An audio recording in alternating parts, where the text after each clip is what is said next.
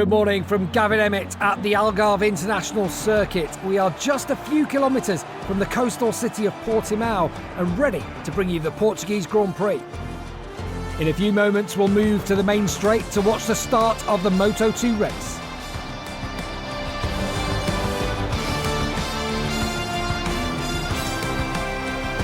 Let's move straight to the starting grid. There's very little time until the start of the race. You can literally feel the tension. The weather conditions are ideal for racing, but riders have complained of a lack of grip over the weekend. To overcome this problem, many of them have chosen to mount a hard tyre in the rear.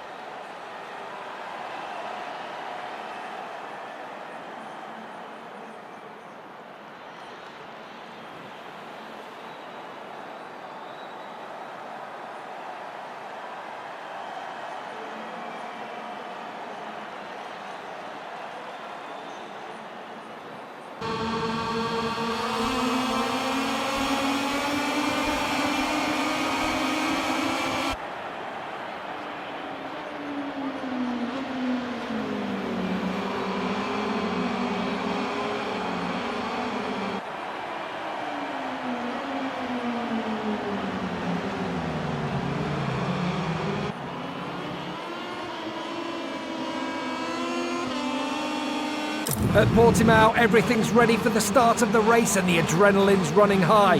There's only room for one thought in the riders' minds: to make it to the finish line first. And it's going to be lights on and lights out very shortly. And Moto2 is go here in Portugal. It's a really good start from that pole position by Philip Salat. He's going to get the drag down to the first corner, or is he? No, Canet comes through from second. He will get the whole shot. Salat's back in second. Pedro Acosta was really rapid off the line, but he's there in third. Big mover off the line was Albert Arenas, went right around the outside on the second of the IO bikes. He's up into fifth. He's trying to make that fourth now as he goes around the outside, but a shocking launch from Manu Gonzalez. He's dropped at least 3 places. So Canet, our early leader in this season-opening Grand Prix, he has Salat for company behind him. It's as you were in terms of the front row starters, not necessarily in the right order. There is Vietti, but as you were for the top 5, isn't it? As Lewis mentioned, Arenas was electric off the line. 5th from way down the grid, wasn't he? 7th, picked up a couple of places. Good start for the Spaniard. Trying to see who he might have got tangled with. He came across the line in 9th position, just behind Arbolino and ahead of Binder, as Acosta now makes his way through on Philip Salat. So Salat, who led through turn 1, he's now gone back to 3rd again, and this is quite useful for Celestino Vietti, the 4th of the riders in this leading quartet. He'll be quite keen to put some distance between himself and the pack behind before he serves the first of those 2 long laps. Jeremy Alcoba was super impressed with himself to get himself on that second run, to win in 6th place in qualifying yesterday. It's as you were. He's held stakes at the start of this Grand Prix. Started at 6th and he's currently in 6th position as it goes right now. And there goes Acosta. He's through on Canet. That was beautifully done. He came from a long way back. He just looked like he had so much more entry speed, so much more confidence in turning on that Calyx. And this spells danger, this spells trouble, because with clear air in front of him, Acosta's race pace throughout the test last weekend, throughout this weekend, has been, to put it mildly, scary. And now this could be game over in terms of chasing pack, because Acosta, you know now, is going to start pushing. He's going to start to try and make a break early on. And Alonso! That's Vietti drew. Vietti lifts up, picks up very aggressively Philip Salat. Nothing he could do about that Salat. He would have heard Vietti coming through. But that was brilliant. That was aggressive, wasn't it, by Celestino Vietti? Just trying to get as far up this pack as he possibly can before he comes in for those 2 long lap penalties. The contact there, or the aggression from Vietti, certainly helped Gonzalez, because he got through as well. Yeah, he's going to have to come through there shortly. He's not got many opportunities to do that. He came from a long way back, as you can see. Salat was already turned well into the corner and had to sit up, and he'll be particularly cross shortly when he sees the rider who's just got past him disappear out of view into the long lap line. It didn't matter what Salat was doing there. Vietti was coming through, wasn't it? It's like, I don't care, mate. I don't care if there's contact, but I am coming through. Jake Dixon has now just set the fastest lap of the Grand Prix. Regrouping after, sorry, it's Baltus, yeah, Baltus.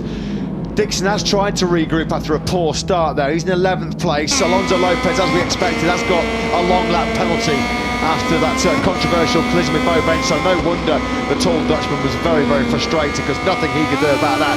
It looked like Alonso Lopez was just a little bit out of control, just maybe missed his braking marker with a bit of slipstream into turn 1. Lopez, though, irresponsible riding, and he will be sanctioned with a long lap penalty. Vietti then peels in for the first of what will be 2 long laps after his indiscretion in the season finale in Valencia last year. Pretty bumped his knee through that long lap penalty. Ortola nearly launched himself to the moon when he had to do it in the Moto3 scrap a few moments ago. Sergio Garcia and Sam Lowes on that previous lap picked off Joe Roberts. There at the back end of the point scoring places. Lowes still 14th, Garcia run up in Moto3 last year, now 15th. Arbolino was one of them, and here he comes through on the inside of Alberto Arenas. Arbolino has got better pace than his grid position, and particularly his practice position indicated. The form man in the final 6 races of last season, he's now eyeing a chase on Gonzalez for that podium spot.